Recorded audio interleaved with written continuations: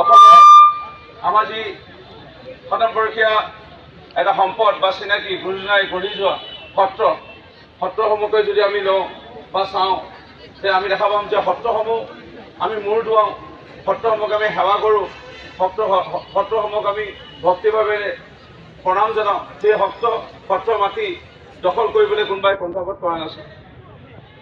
এই সত্ৰৰ মাটি কোনোবাই সত্ৰ ভাঙি চুৰমাৰ কৰি পেলাই নিজৰ ঘৰ কোনোবাই প্ৰতিষ্ঠা কৰিছিল।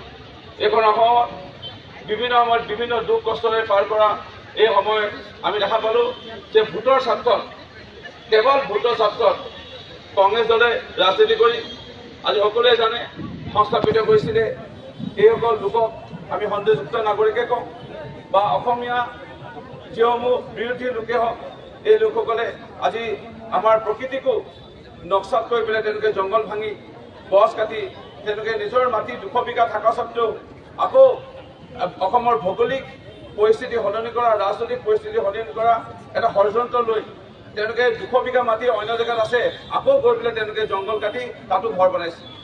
এগৰাকী দুগৰাকী নহয়, 10 গৰাকীকে অধিক বিয়া পাতিছে বেলেগ এখনৰ গাঁৱত, এগৰাকী বেলেগ এটা গাঁৱত বেলেগ এগৰাকী, আৰু এটা পৰিৱেশ, এটা ষড়যন্ত্ৰ অসমীয়া বিৰোধী, অসমৰ বিৰোধী।